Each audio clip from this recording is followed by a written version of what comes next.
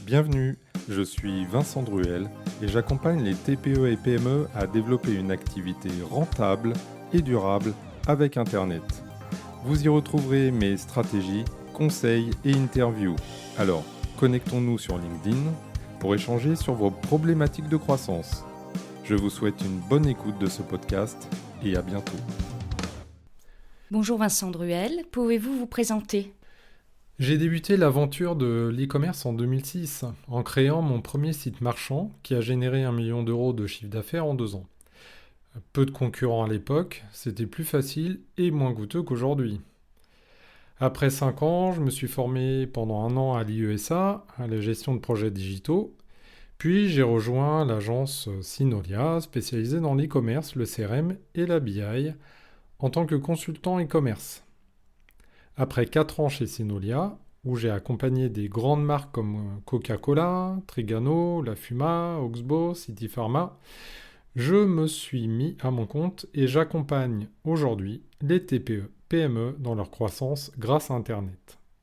Dans votre activité de développement des entreprises avec Internet, qu'est-ce qu'un retour sur investissement pour vous ? Le ROI, donc le retour sur investissement, est un indicateur de mesure qui permet d'évaluer le rendement d'un investissement, gain ou perte d'argent, sur une période donnée. Le ROI est très proche de la notion de rentabilité. Donc pour un investissement dont le coût est de 10 000 euros, ce qui rapporte un gain de 15 000 euros, le ROI est égal à 50% d'augmentation. La difficulté est de définir l'objectif de ROI attendu. Donc un bon ROI aura pris en compte les revenus et les dépenses, les charges.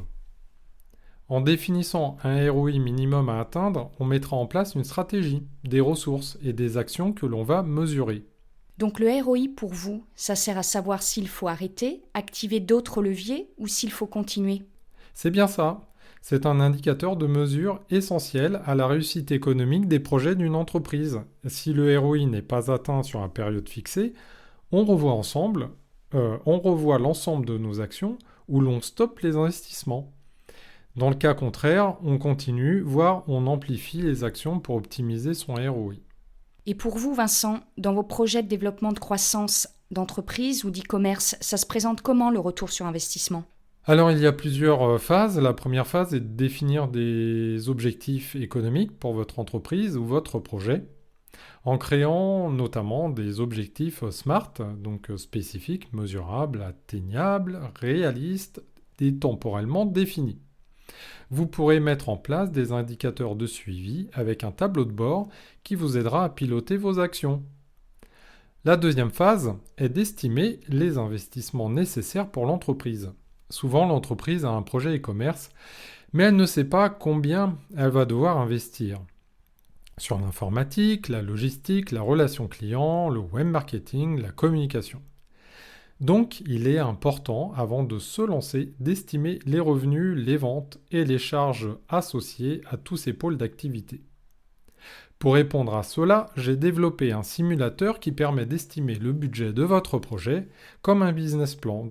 Il ne faut surtout pas négliger le budget web marketing qui pour beaucoup d'e-marchands font que leur activité n'est pas rentable. L'objectif est de pouvoir sécuriser les investissements de l'entreprise dans le projet, qu'ils aient une vision de rentabilité de leurs actions avant même d'investir. La troisième phase, en production, on mesure le ROI de toutes les actions menées dans l'e-commerce. On va ainsi pouvoir mesurer le ROI en mode entonnoir. Alors d'abord sur les canaux de vente, donc l'e-commerce, marketplace, place de marché, magasin physique ou en web to store, des bornes interactives. Puis sur les canaux web, comme le référencement naturel, la publicité, les réseaux sociaux, l'emailing, l'inbound marketing. Donc on mesure le ROI par canal, mais comment ? Alors sur les canaux web, on va pouvoir tracer le comportement des visiteurs. Ce qui nous intéresse, c'est d'abord qui sont-ils, d'où viennent-ils, où vont-ils ? Quelles actions font-ils ? Quels moyens utilisent-ils ? Comme des périphériques, des navigateurs. Pour ce faire, on utilise couramment la solution Google Analytics, couplé avec Google Tag Manager afin de placer des tags sur les pages, comme des espions, des mouchards, les boutons des formulaires, les numéros de téléphone, et ainsi obtenir des données que l'on peut intégrer dans un tableau de bord. Donc à minima sous Excel ou sur Google Studio 360 qui est gratuit, ou en version payante avec des solutions comme Tableau Software ou ClickSense qui sont des outils de business intelligence. On va définir ou analyser le revenu par conversion. Sur l'e-commerce, on peut tracer avec une marge d'erreur les achats sur le site via Google Analytics, mais également les actions sur des demandes de devis ou un téléphone pour le mobile, ce qui permet de définir le nombre de prospects ou clients et leur valeur. Ainsi, par canal, par page, par produit, on peut mesurer le ROI. J'évoquais les bénéfices tangibles, donc comptables, et intangibles, non comptables, dans mon précédent article. Quels seraient les bénéfices tangibles dans un projet e-commerce ? Tout ce que l'on peut mesurer simplement depuis l'interface de gestion commerciale de son ERP, de son e-commerce ou de son analytique. Comme par exemple le nombre de commandes, le nombre de clients, le panier moyen, les frais de port, les remises, les produits en stock, le nombre de visiteurs. Les indicateurs peuvent être qualitatifs, comme la satisfaction client, ou l'engagement, comme sur les réseaux sociaux. Et quels sont les bénéfices intangibles ? Alors mes clients me contactent exclusivement pour obtenir des gains tangibles.